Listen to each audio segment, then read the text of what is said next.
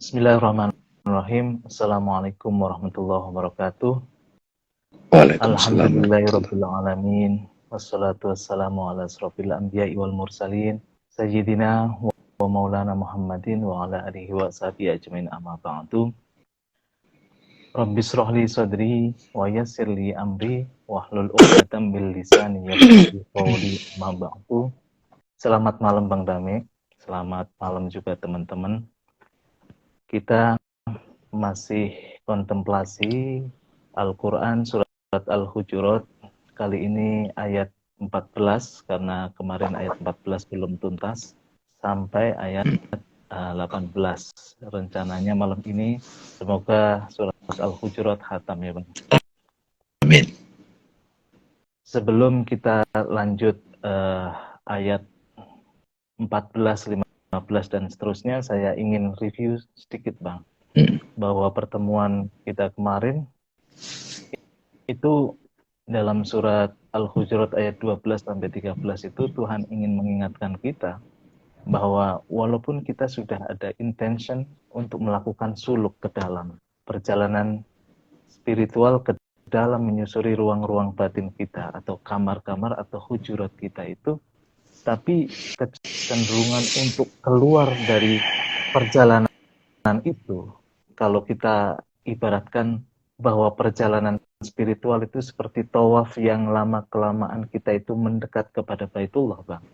Tapi walaupun begitu, masih ada juga suara-suara yang ingin mengeluarkan kita dari lintasan-lintasan itu sehingga kita dekat dengan Baitullah.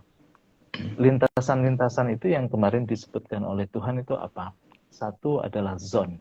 Kita gampang sekali tertarik gitu kan untuk berpikir atau berprasangka mengomentari orang lain. Kayaknya kalau status Instagramnya misalkan teman kita itu menarik, ada rasa gatel untuk komen gitu kan. Nah itu walaupun kita terkadang itu sadar bahwa jangan terjebak, tapi pada kenyataannya itu masih daya tariknya itu luar biasa. Makanya kalau belum standing as awareness itu memang godaannya luar biasa Pak. Ya, satu zone yang diingatkan Tuhan. Yang kedua, kita juga gampang sekali tajasus. Tajasus kemarin sudah dikupas juga oleh Bang Rame. Mau tahu urusan orang atau kepo kalau bahasa Bang Rame kemarin kan. Kita kepo bahwa si Anu lagi ngapain ya, si itu lagi ngapain dan sebagainya. Bahkan kalau sekarang di zaman Instagram, zaman Facebook, zaman media sosial itu gampang sekali memang orang mau kepo atau mau tahu urusan orang lain. Itu namanya tajassus. Dan yang ketiga, kita itu juga gampang sekali untuk pengen ngomongin orang lain, Pak. Ghibah. Itu kan kayak ada dorongan, kok ketika ngomongin orang lain itu ada kenikmatan tersendiri. Nah, baik yang tadi, zon atau suuzon, terus kemudian ada tajasus, pengen sekali tahu urusan orang lain, ataupun ghibah, mau mengomentari atau ngomongin orang lain, itu kalau di Quran, Allah mengibaratkan kita itu makan bangkai saudara kita sendiri sebenarnya. Keburukan orang kita umbar itu kan sebenarnya kayak kita makan sesuatu yang tidak nyaman sebenarnya, tapi kita makan itu jadi konsumsi diri kita atau bahkan jadi konsumsi publik atau orang lain gitu kan. Nah, makanya ijtanibu katsiran minal dzon. Tuhan kemarin menyarankan kita jauhi segala sesuatu yang mengarahkan pada tadi, mengeluarkan kita dari lintasan-lintasan yang mendekatkan kita pada Tuhan, itu jauhi. Suara-suara itu jauhi. Kalau kita jauhi, berarti kita bertakwa. Karena kalau kita tidak bentengi diri kita, Bang Dami, dengan sikap waspada atau takwa itu, alert pada Tuhan, atau kita kembalikan ketika suara itu datang, kita mencoba menarik diri dan kembali kepada Tuhan. Mencoba menarik diri untuk tetap sadar. Itu namanya taubat. Makanya kuncinya adalah tadi takwa sama taubat. Kalau suara itu datang, kita alert, kita waspada, dan balik lagi ke kesadaran yang itu, standing itu. Jangan tergoda. Dan ayat ke-13 kemarin mengingatkan juga kepada kita bahwa mudah sekali loh Bang Dami, kita itu tertipu oleh penampilan. Penampilan kan kelihatannya berbeda-beda itu. Makanya Tuhan kemarin mengatakan yang saya bikin IG post itu tentang ta'aruf Bang Dami. Diciptakannya manusia dari wujud laki-laki, perempuan, bersuku-suku, berbangsa-bangsa. Kita kadang-kadang kan terjebak pada formnya itu, pada penampilan itu. Tapi sebenarnya diciptakan yang beragam itu untuk saling mengenal, untuk saling tahu bahwa oh iya, di dalam dirimu yang berbeda ternyata juga ada diriku juga. Ada Tuhan yang hadir di situ. Nah, kalau kita bisa melihat Tuhan yang hadir di situ, itulah dikatakan inna akramakum indallahi atqakum. Yang paling mulia di sisi Tuhan adalah yang paling bertakwa, bisa menyaksikan Tuhan dalam berbagai penampilannya, berbagai fenomena atau berbagai yang tampak ini. Karena itu sulit untuk disaksikan kalau sudah warnanya beda, penampilannya beda. Itu kita sedikit review ayat 12 sampai 13 kemarin.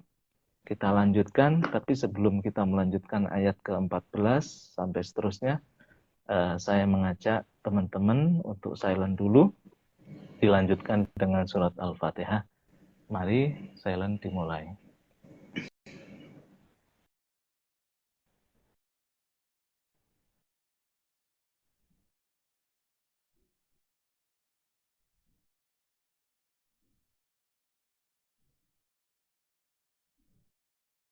Al-Fatihah.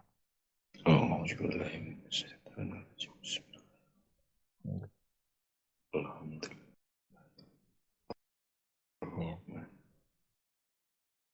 Iya.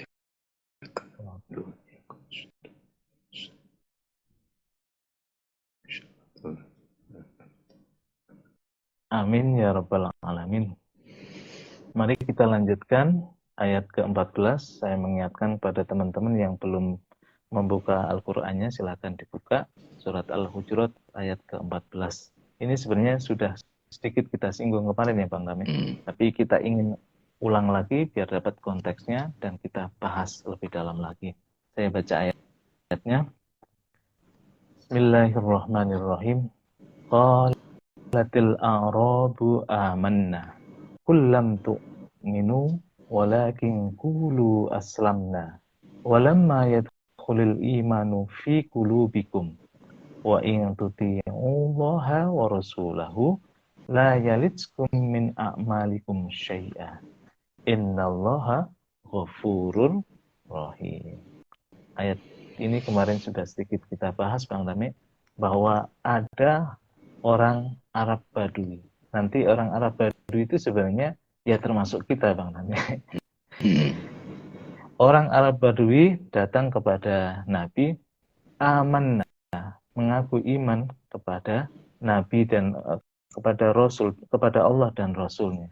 Aku itu sudah beriman loh. Terus Allah mengatakan, kul, katakanlah wahai Muhammad, lam tu'minu, kamu itu belum beriman. Walakin qulu aslamna, tetapi katakanlah aslamna, kamu, kita itu baru berislam. Walamma yadkhulul imanu fi qulubikum, dan belum masuk cahaya iman itu di dalam hati kalian. Jadi ada konteksnya, ada orang Arab Badui datang kepada Nabi mengaku bahwa dia sudah beriman. Nah, kembali yang kemarin saya katakan, Nabi itu ketika melihat orang itu kan sudah transparan, melihat batin orang itu kan transparan, ya. Jadi ketika ada orang yang ngaku-ngaku sudah beriman, sedangkan Nabi melihat batin dia itu seperti apa, nah disitulah dikatakan, kamu belum beriman, tapi kamu baru Islam tahapnya. Wa in tuti'ullaha wa rasulahu, jika kamu itu taat kepada Allah dan Rasulnya, la yalitskum min a'malikum syai'a, tidak mengurangi sedikit pun amalanmu, pahala amalanmu. Innallaha Ghafurur Rahim. Sesungguhnya Allah itu maha mengampuni, Rahimun, dan maha menyayangi. Nah, ini sebenarnya kalau saya kontemplasikan Bang Dami, dan saya buka-buka juga tafsir, terutama tafsir Ibnu Ajibah, memang dalam diri kita Bang Dami itu ada derajat-derajat kesadaran. Derajat pertama, kalau kita baru melihat kebenaran itu dari sisi apa kata orang, terus kemudian kita ikuti, itu namanya baru Islam. Oh iya ya, memang benar ya. Nah itu Islam. Makanya ada Islam, kemudian ada iman, ada ihsan. Ada tiga derajat itu. Cirinya kalau orang baru Islam itu, baru ada ketaatan, ketundukan, kepatuhan. Sehingga dia melakukan apapun yang diperintahkan. Ya syariat itu bentuknya. Tuhan menyuruh kita sholat, kita ngikuti sholat Allahu Akbar. Tuhan nyuruh puasa, tapi sebenarnya belum tahu esensi sholat itu apa. Belum tahu esensi puasa itu apa. Nah, ada kecenderungan ketika orang masih kesadaran di situ itu melakukan segala sesuatu atau ketaatan itu karena amal itu ingin dibalas, Bang Nari. Makanya selalu ngomongin surga, neraka. Kalau kamu tidak sholat nanti neraka balasanmu. Kalau kamu sholat surga balasanmu. Jadi belum menyentuh cahaya iman. Jadi belum sadar bahwa sholat itu untuk apa sih? Bahkan dia belum sadar dia sendiri yang harusnya perlu sholat. Bukan Tuhan perlu sholat kita. Nanti ada ayatnya itu di bawahnya itu. Nah kalau sudah iman itu levelnya beda. Nanti Bang Dami bisa explore ya tentang Islam, tentang iman, tentang ihsan. Nah kalau iman itu sudah beda Bang Dami. Iman itu sudah ada cahaya dari dalam. Ketika kita sudah mulai mengerjakan syariat, ketaatan pada syariat itu kita sudah benahi. Di situ kita sudah mulai menyelami. Menyelami itu dengan cara apa? Tasfiyah kalau kata para sufi. Tasfiyah itu dengan membuat batin kita itu clear. Dengan kita mengikuti surat Al-Hujurat itu kan sebenarnya kita bisa clear membedakan. Iya kan suara-suara ego, suara-suara tadi nurani kita, suara Rasul kita, bahkan suara Tuhan. Nah itu ada clear. Nah ini kan tandanya orang sudah mulai iman. Ada batin yang sudah melihat dengan clear itu. Yang kedua, bukan hanya batinnya clear, tapi ada riyadhah di situ. Latihan untuk selalu mulai mendekat. Contohnya apa? Istiqomah. Istiqomah itu kan membuat kita untuk tetap stabil. Iya kan? Iman kita stabil. Dan yang ketiga nanti contohnya adalah mujahadah. Tapi itu kita bahas di ayat selanjutnya karena ada terkait sama riyadhah dan mujahadah. Nah, silakan Bang Nami, karena kita jangan masuk dulu pembahasan ihsan. Kalau udah pembahasan ihsan itu nanti kita bicaranya rahasia-rahasia Tuhan itu ditampilkan di dalam batin kita yang sudah mulai clear, sudah mulai jelas, sudah mulai standing itu. Makanya saya ulangi sebelum Bang Nami menjelaskan panjang lebar, ada tingkatan. Jadi Islam, iman, sama ihsan. Kalau dalam bahasa tasawufnya yaitu syariat, thariqah, sama hakikat. Nah, jangan-jangan Bang Rami, kita adalah orang badui-badui itu. Kita itu tahapnya masih Islam kok, belum iman. Nah, silakan Bang Rami untuk diinstruksi. Ya. Terima kasih Mas Hasan. Bismillahirrahmanirrahim. Dengan nama Allah yang Maha Pengasih dan Maha Penyayang. Assalamualaikum warahmatullahi wabarakatuh. Alhamdulillah, puji syukur kita haturkan kehadirat Allah Subhanahu wa taala. Malam ini kita bisa bersama-sama kontemplasi melalui teks Al-Qur'an. Saya dan Mas Hasan di sini menemani teman-teman untuk mulai terbiasa menguliki ya, membuka gitu ya. Karena ini kitab suci yang sangat mulia yang dikaruniakan kepada kita ya. Sebetulnya apapun agama kita.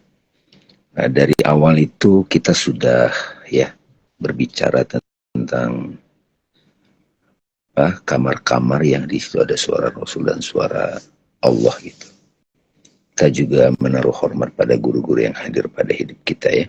khususnya Rasulullah Nabi besar Muhammad SAW. Sahabat-sahabat sekalian, saya ingin menekankan kembali seperti tadi Mas Hasan bilang, mendengarkan suara Rasul, suara Allah itu di sini kita sudah tegaskan kemarin. Kalau suara Allah itu datang pada kita begitu clear, ya, yang tunggal itu clear gitu, nggak ada apapun, hanya Dia gitu, itu clear, itu datang dari keheningan. Suara Rasul itu ada utusannya gitu, ada yang pas buat kita.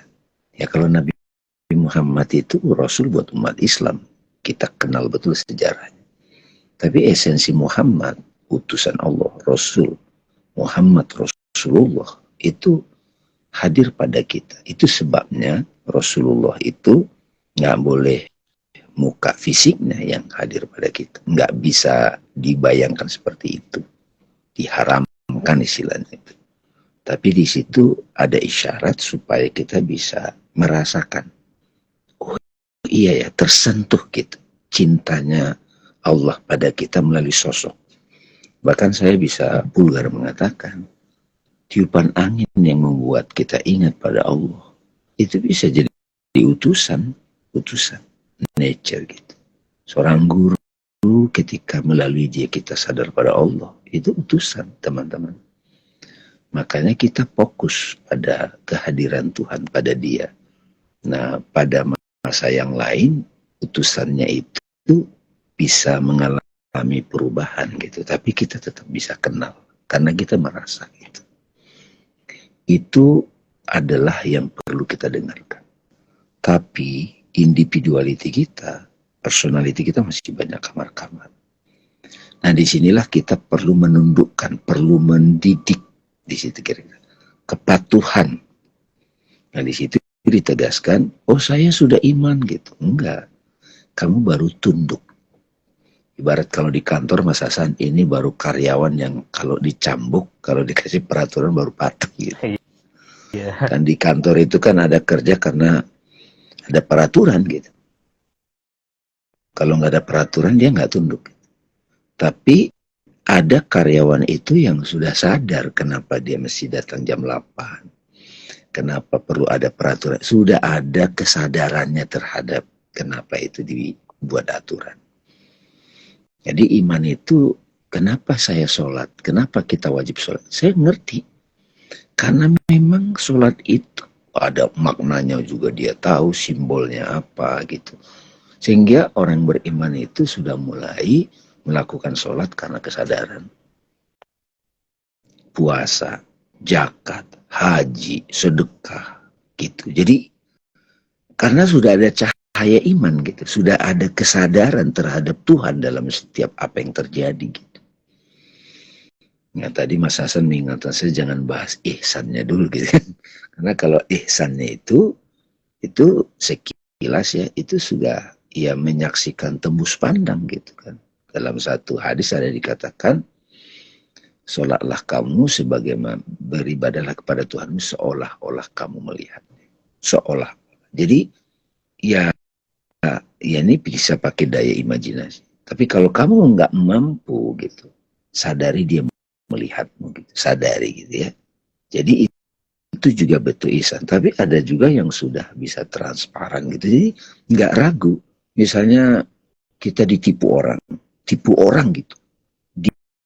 Diri personal kita itu terusik, marah.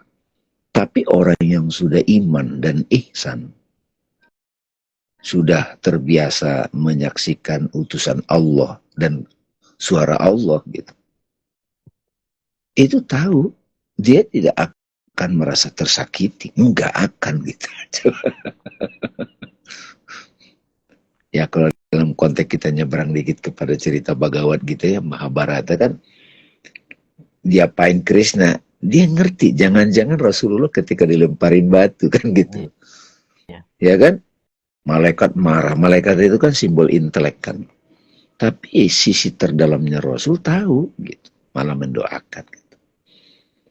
Nah ini bukan teori teman-teman. Bukan konsep yang dibuat-buat. Ketika iman itu sudah sudah begitu kokohnya pada seseorang, pada salikin, bahkan sudah suhud gitu, ihsan, nggak bergeming tuh. Tadi ada yang chatting saya, Mas Hasan, bagaimana kita bisa melihat wajah Tuhan pada koruptor, katanya kan. Nah ini kan dari pertanyaannya sudah melihat bukan pakai kacamata iman tuh, kacamata dualitas. Itu masih ya beribadah karena pahala, takut karena neraka gitu dosa. Ini ada teman-teman. Kalau kita sudah mulai melihat derajat-derajat penyaksian batin itu, di level ego kan ada kamar-kamarnya tuh. Seorang suami itu ego, seorang ayah itu ego. Tapi ketika cinta berperan sebagai ayah, itu beda tuh. Ketika nama Tuhan Rahman Rahim berperan sebagai suami, sebagai ibu, itu beda gitu.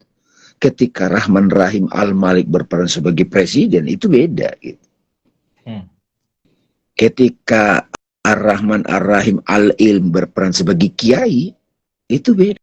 Tapi ketika kiai itu as a person, nah itu ya, makanya kita nggak heran kalau di pesantren, di yayasan, di musola gitu, pengurus-pengurus itu gontok-gontokan juga gitu.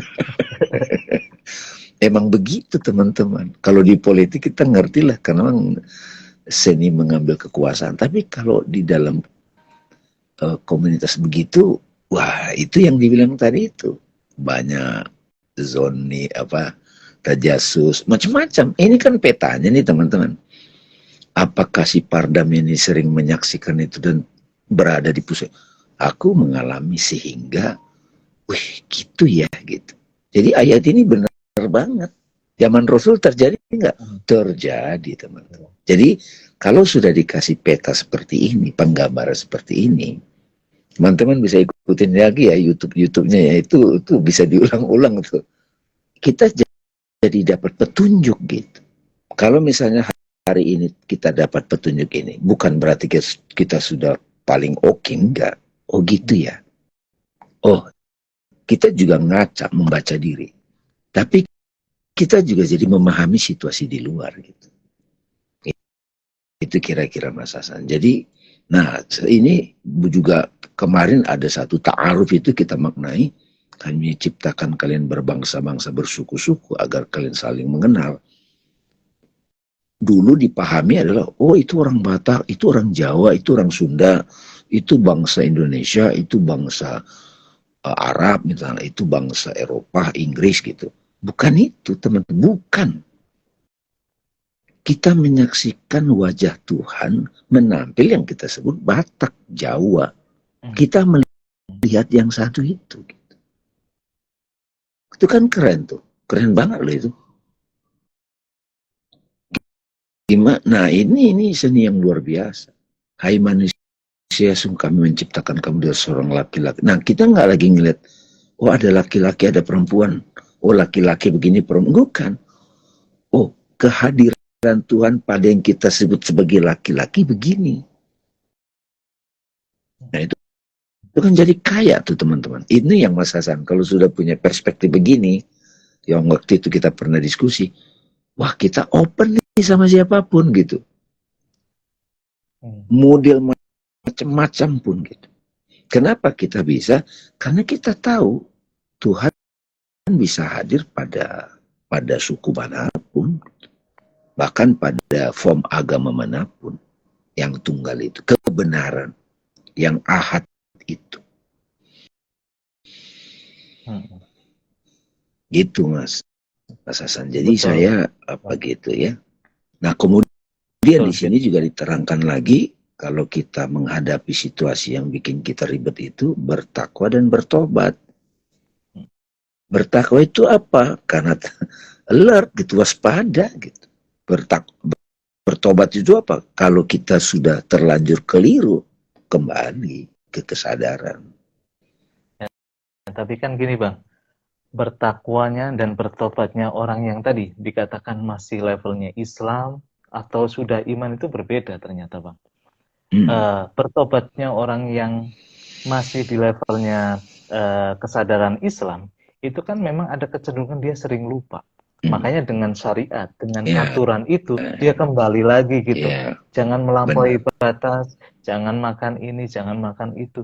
Nah, syariat itu menjadi media untuk dia kembali lagi, diingatkan Yes, kembali. yes. Tapi kalau orang yang sudah hadir di kolbunya itu iman, tanpa harus ada kasih peraturan, dia kalau lagi nggak ingat, balik lagi, sadar Iya, lagi. Jadi itu iya, memang. iya, betul, Nah, betul, betul begitu banget. juga dengan taubat atau takwanya. Makanya istiqomahnya orang yang masih di levelnya Islam juga beda dengan yang sudah iman. Istiqomahnya di Islam itu karena apa?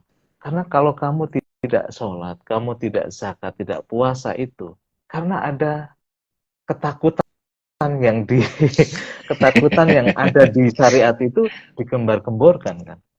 Kan Jadi dengan gitu. kata lain, yang dia takuti peraturannya, ya, Betul, betul. bukan karena sadar peraturannya. Iya, bisa Iya, dimengerti. betul.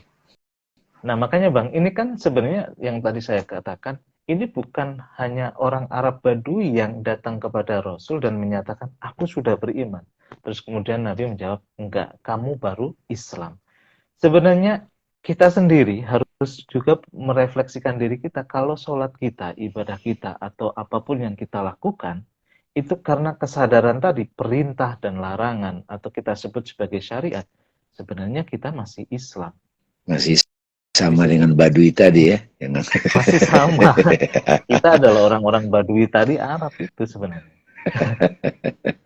Iya, iya, Makanya iya. ini ujiannya adalah kehidupan sendiri. Kamu masih takut nggak ketika di situ sholatmu itu karena gara-gara kamu takut dimasukkan neraka? Kamu masih berharap pada surga nggak? Makanya Robi'ah Adawiyah itu sebagai simbol sufi itu yang mengatakan bahwa kalau sholatku karena gara-gara takut neraka, masukkan aku dalam neraka aja ya Allah gitu kan. Kalau aku masih berharap surga karena sholatku itu, bakarlah surga itu. Itu kan levelnya sudah beda, Bang.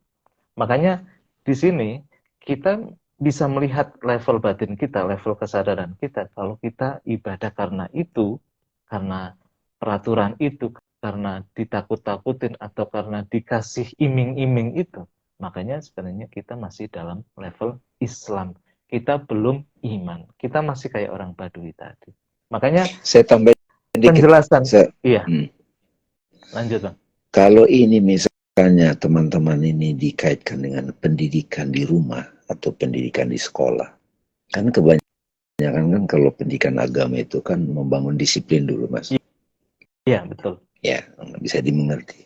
Tapi bagaimana kalau misalnya udah mulai dikenalkan bahwa dalam setiap peraturan itu semua ada pengetahuannya, ada kesadaran di situ. Betul. Begitu dia sudah nyampe ke situ, wah hebat banget kalau anak-anak muda tiba-tiba melakukan apa ajaran syariat itu karena dia sadar gitu, itu keren banget ini. Iya, betul, Bang.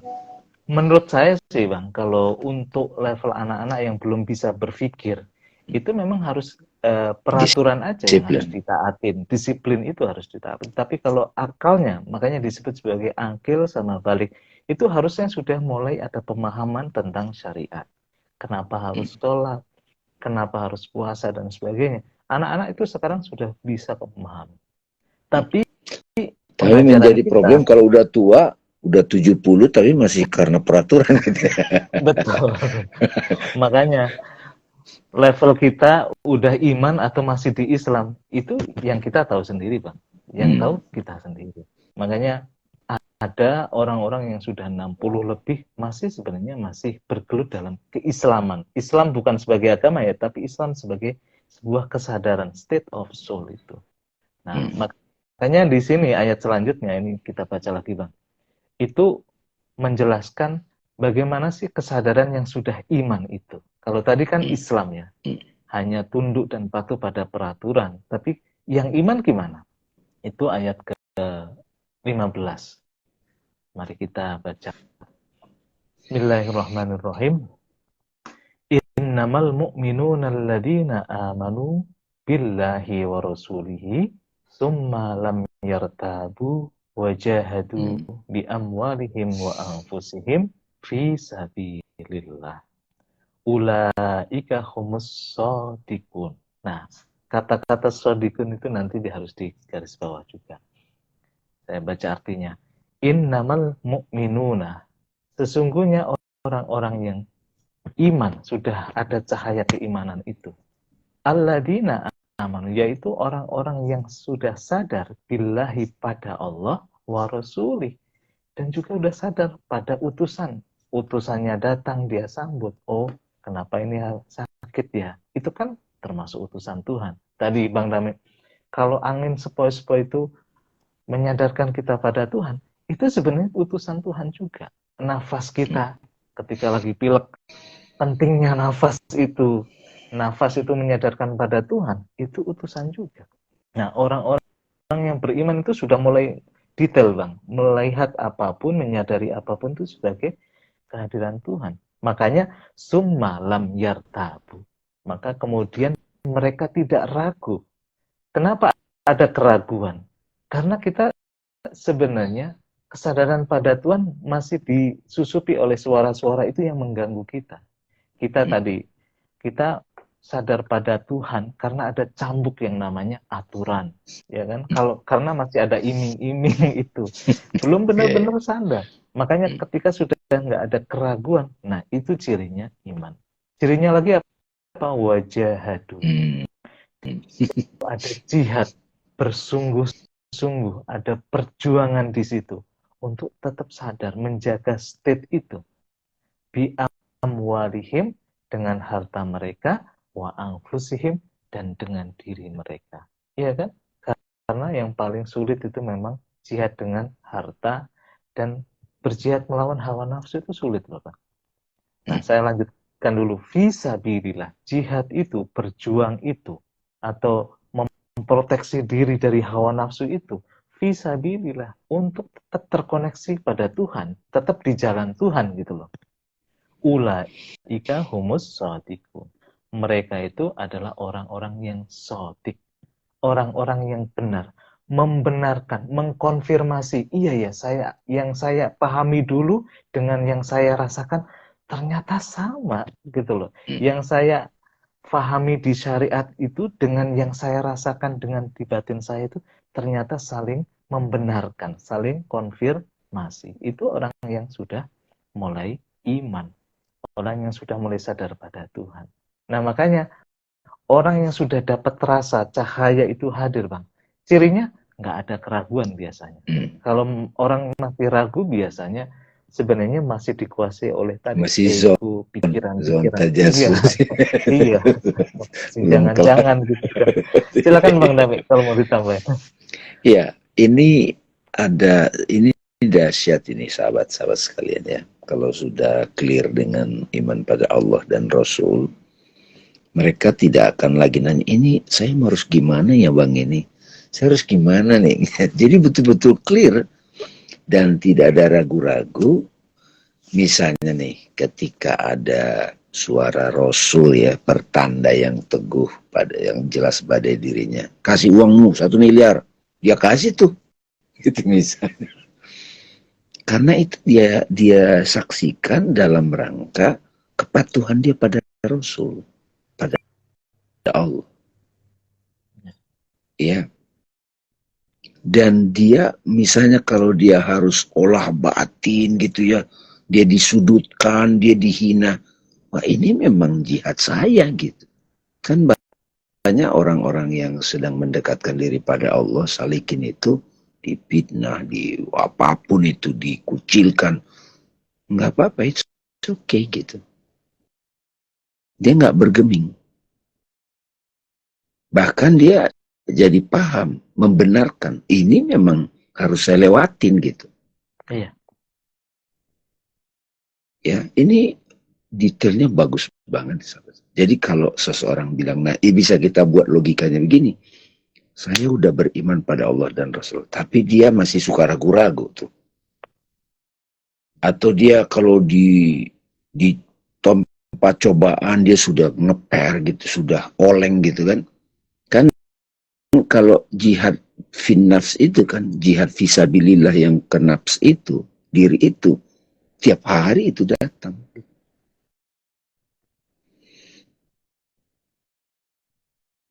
Gitu, Mas Hasan.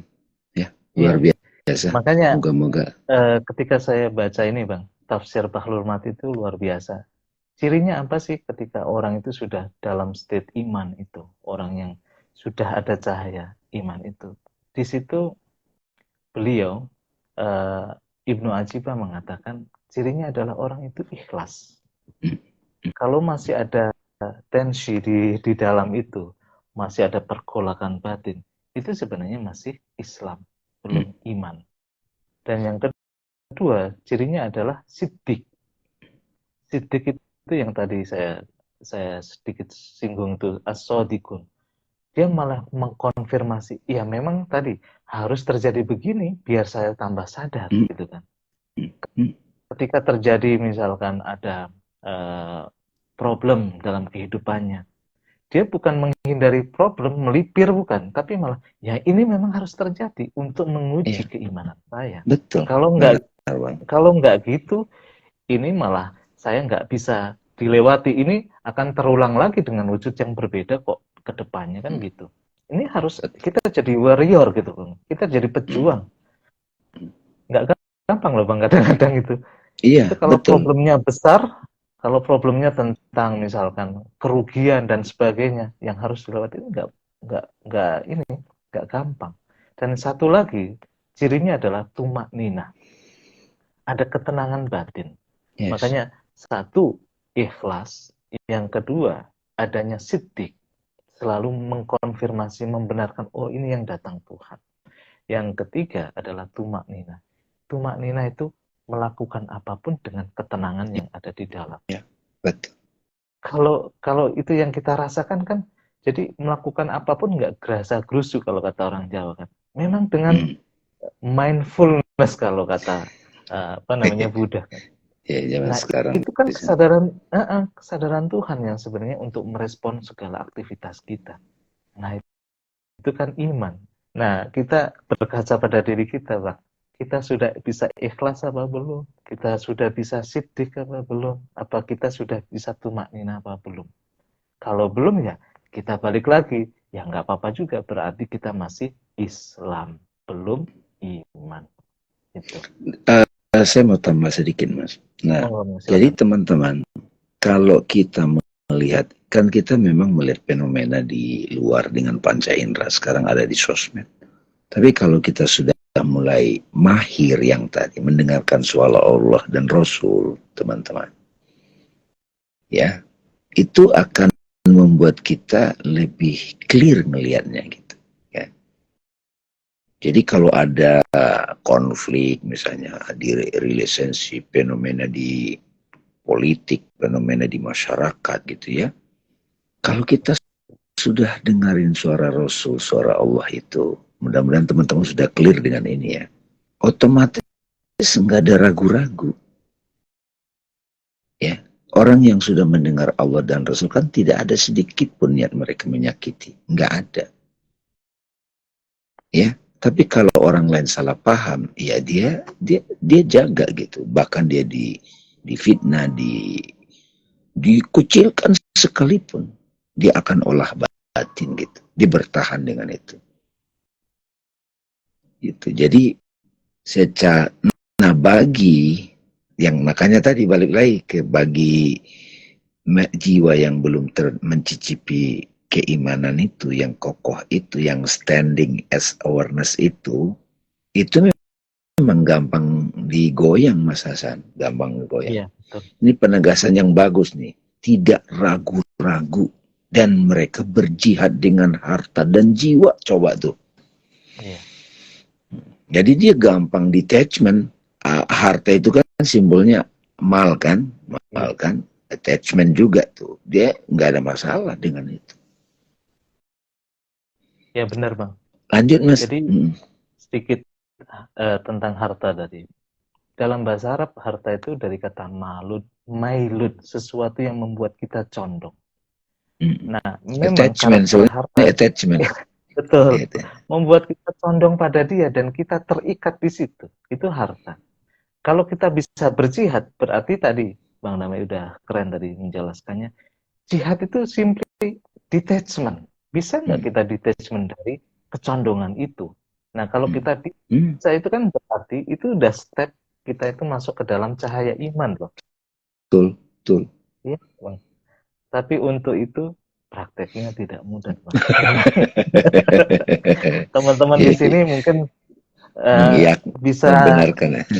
menguliti dirinya sendiri tanpa harus kita itu misalkan judgement siapapun ya. Termasuk saya juga gitu.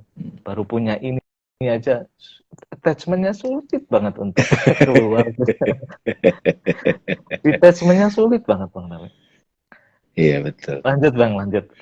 Iya, Biar kita sampai ayat ke-18. silakan. Nah, ini orang ayat-ayat selanjutnya ini 16 ini orang-orang yang beragama tapi sebenarnya tadi attachment sama agamanya sehingga agamanya seolah-olah yang paling benar gitu Pak. Iya, betul. Saya baca ayatnya. Qul antu'allimunallaha bidinikum wallahu ya'lamu ma fis samawati wa ma fil ard. Wallahu bikulli syai'in alim. Nah, ini luar biasa, Tuhan nyindir gitu kan kepada kita. Qul atu'allimunallah, katakanlah atu'allimunallaha, apakah kamu mau mengajari Allah? Bahasa verbalnya gitu, Bang. Karena alima itu artinya belajar atau mengetahui. Kalau tu'allimuna Beritahu. itu artinya memberitahu atau mengajari. Apakah kamu mau mengajari Allah bidinikum dengan agama kalian? Wallahu, padahal Allah ya'lamu ma fis sama. Padahal Allah itu yang maha tahu apa yang ada di langit dan apa yang ada di bumi. Kadang-kadang kita baru tahu sedikit, kita baru bisa istiqomah dikit, baru sholatnya kita rajin dikit. Seolah-olah kita itu udah mau ngajarin banyak orang, mau ngajarin Tuhan bahkan, mau mendikte Tuhan bahkan. Nah, ini kan luar biasa sih.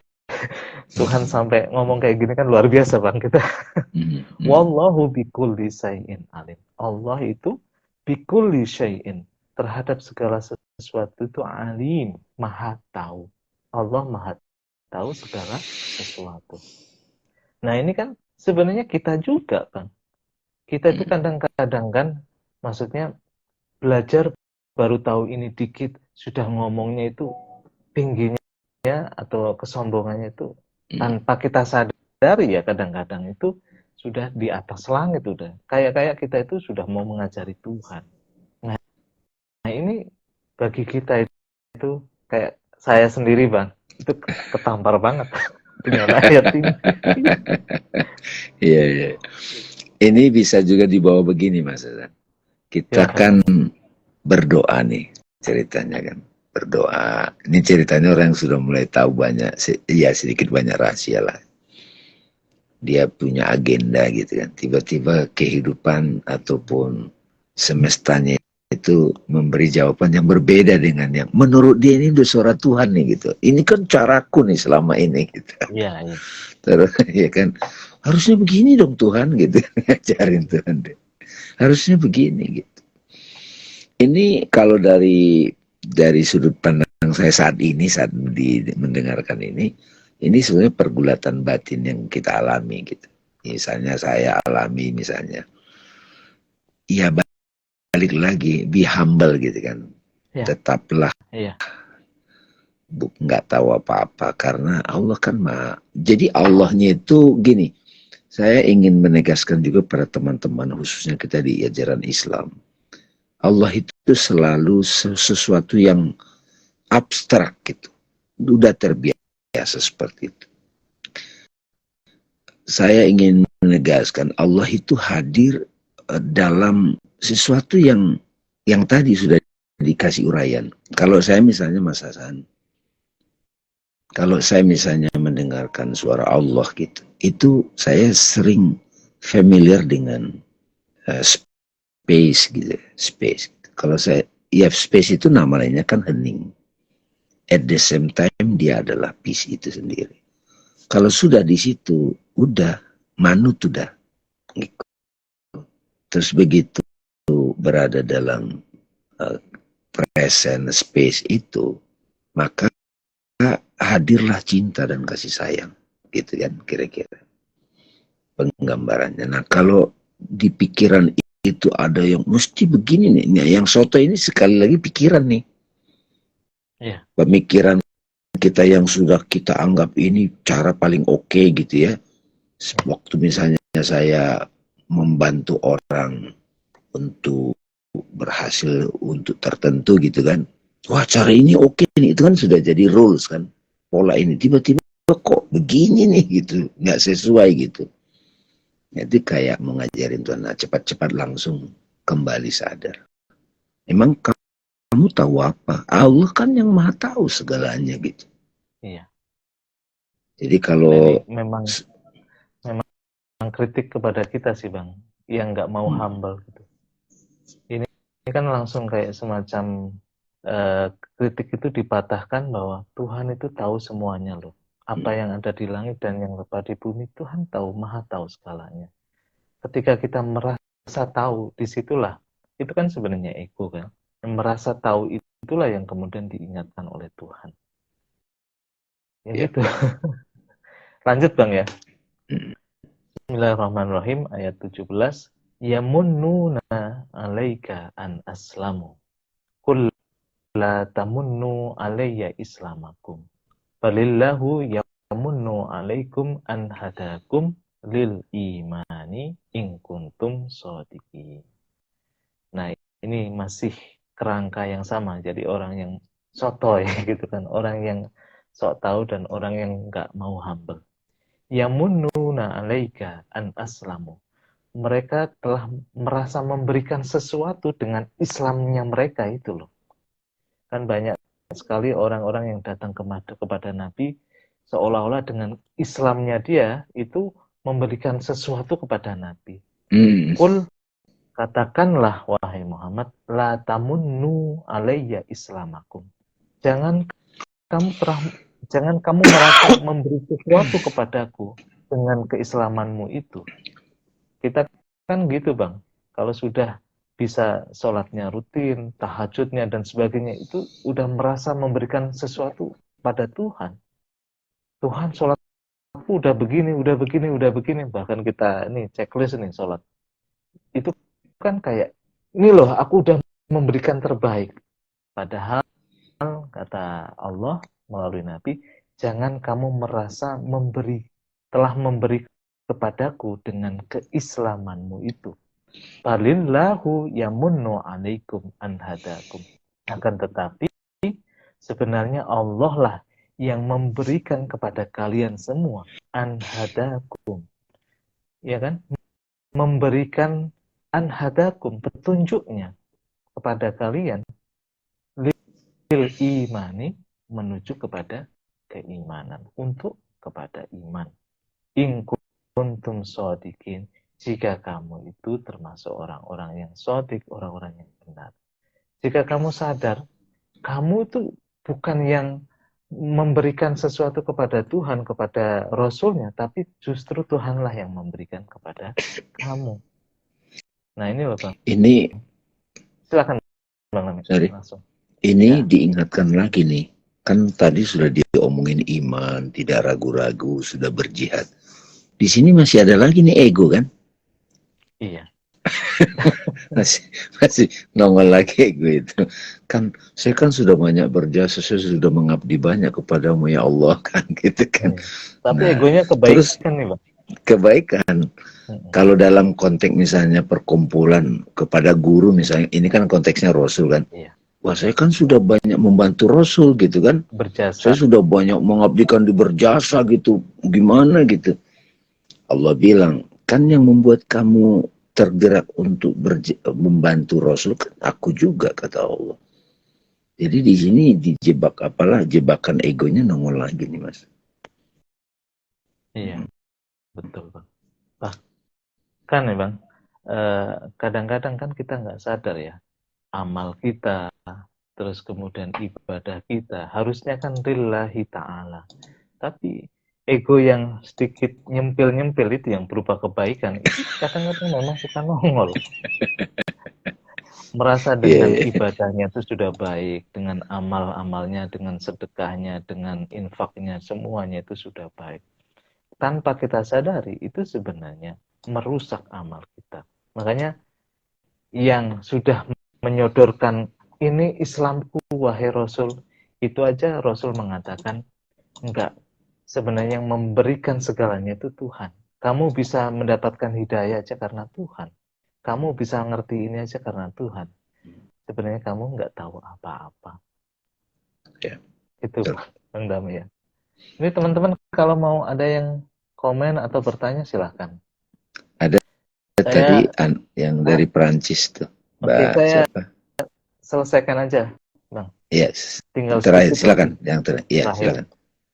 Nah, ayat ini dipamungkasi dengan bahwa ketika kita merasa tahu, ketika kita merasa memberikan sesuatu kepada Rasul, kepada Tuhan, baik amal-amal yang baik itu, ternyata Tuhan memungkasi ayat itu dengan surat ini dengan ayat innallaha ya'lamu ghaibas samawati wal ard wallahu basirun bima ta'malun.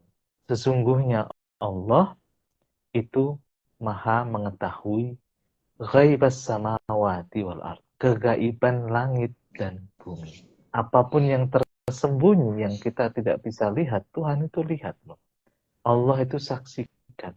Wallahu basir. Makanya wallahu basir. Allah itu melihat bima ta'malun. Apa yang kalian kerjakan.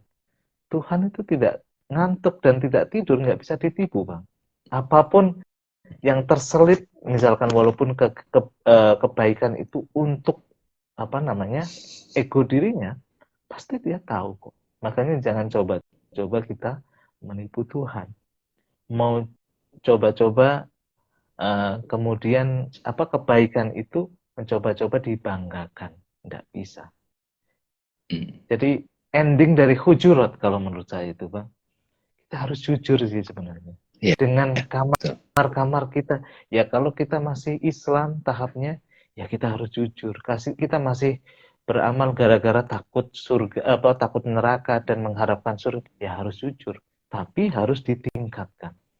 Kalau sudah mulai ada cahaya Tuhan dengan keimanan itu, mulai juga ditingkatkan keihsannya sehingga terbuka rahasia-rahasia ketuhanan, terbuka rahasia-rahasia penyingkapan itu.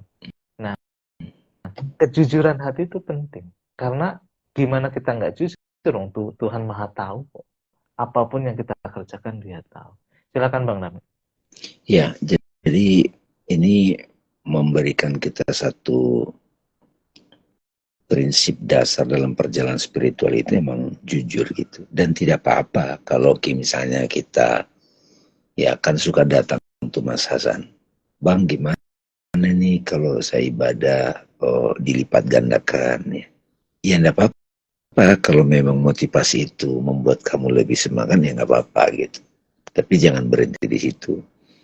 Tapi kalau ada orang itu memang sudah enggak begitu, ya dia sudah mulai lebih intens kan menyadari dapat imannya gitu kira-kira.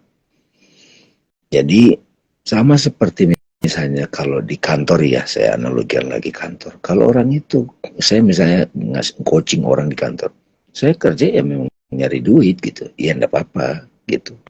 Tapi begitu dia dapat duit kurang terus gitu kan, kira-kira kurang lagi, nih kurang terus. Nah, terus dia begitu dapat gini doang nih. Nah ini ada lagi nih fase berikutnya Mas gitu. Nah, jadi kejujuran itu penting. Atau saya melakukan itu karena saya takut gitu. Ya, jadi kamar-kamar batin kita itu baik horizontal, ketakutan itu kan ada yang beda wajah aja, tapi intinya takut. Begitu jujur lagi, ternyata saya ada keinginan untuk dapat imbalan gitu. Jujur lagi. Nah begitu sudah pertama, karena memang Tuhan memberitahu saya lakukan ini gitu kira-kira. Udah mulai dapat cahaya imannya gitu. Ya, jadi teman-teman sekalian yang tadi pembagian Islam, iman, sampai ihsan. Kalau udah ihsan itu sudah memang melihat wajah Tuhan di mana-mana begitu jelasnya. Saya kira itu Mas Hasan tambahan saya. Oke, terima kasih Bang Dami. Ini Saya bacakan komen. Nggak banyak yang komen, tapi lebih banyak yang mengkonfirmasi. Ada dari Ya, Ana Surya nih Malaysia. Bang. Ah, wah harta sama dengan mal. Dalam bahasa Perancis itu artinya keburukan. Ya memang keburukan sih.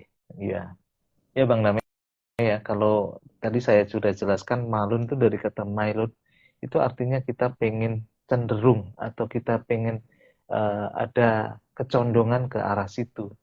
Nah kalau sudah condong terus kemudian terikat, baliknya lagi sulit memang. Makanya Hmm. kalau kita sudah punya harta tadi dalam surat Al-Hujurat ayat 15 ya tadi, wajah hadu. Kita juga harus bisa detachment. Jihad terhadap harta itu yang sulit itu detachment. Kita bisa lepas dari jebakan itu. Dengan cara apa? Ya bentuknya macam-macam. Infak, sodakoh, zakat. Itu kan sebenarnya upaya Tuhan untuk membuat kita itu tidak terlalu attach sama harta kan Bang Tama ya.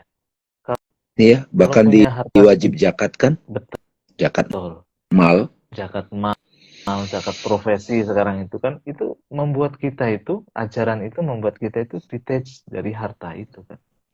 Tapi kalau kita masih memahami zakat itu sebagai kewajiban, ya nggak apa-apa juga Bang Dani.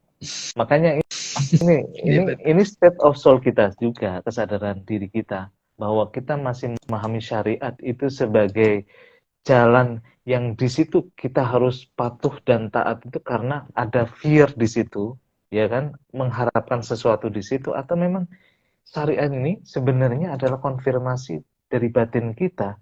Kita harus sadar pada Tuhan tanpa harus dikasih peraturan. Hmm. Hmm. Peraturan itu kan Ya. sebenarnya tujuannya juga untuk mengharmonikan batin kita terhubung dengan Tuhan. Tapi kalau orang mau terhubung karena gara peraturannya itu, ya itu nanti akhirnya juga terjebak juga. Makanya ini sebenarnya jalan Islam, iman maupun ihsan itu natural dalam kesadaran diri kita, Pak Nami. Iya, betul. Makanya dalam bahasa lain ada namanya syariat, torikot, sama hakikat. Jadi toriko itu bukan untuk zikir bareng-bareng, tapi ya untuk menyalami syariat itu, kita memahami hakikat dari syariat itu, kemudian kita perjalanannya kita lanjutkan kepada hakikat. Kadang-kadang Bang Hmm. Dame yang namanya torikot itu kan orang pahami sebagai ini, apa namanya, kumpulan dari beberapa orang yang dikir-dikir bareng.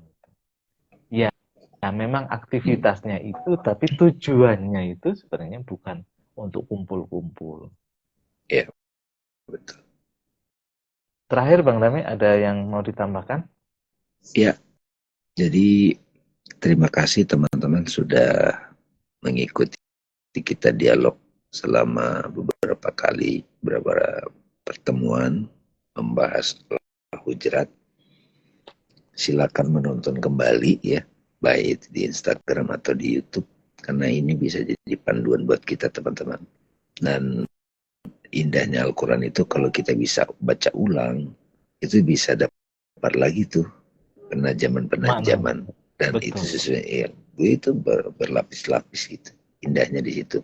Dan saya sama Mas Hasan di sini menemani supaya sahabat-sahabat juga, wih ada ya perspektif begini, ada spektrum berpikir begini, kontemplasi seperti ini. Kita kembalikan pada Allah yang menuntun kita untuk bisa lebih menghayatinya. Makasih Mas Hasan. Oke, Nanti terima ditaruh kasih di YouTube lagi teman-teman. kan? Iya, iya, Hmm. boleh Bang. Terima kasih teman-teman, terima kasih Bang Dame. Kurang lebihnya mohon maaf, kita sambung dengan mungkin kedepannya untuk pertemuan yang akan datang, mungkin kita review Bang Dame. Surat Ya, Al-Hujurat betul. dari awal Iya. sampai akhir. Itu, Hmm. terima kasih semuanya. Saya akhiri. Wassalamualaikum warahmatullahi wabarakatuh. Mohon pamit. Assalamualaikum warahmatullahi wabarakatuh. Thank you Mas Hasan.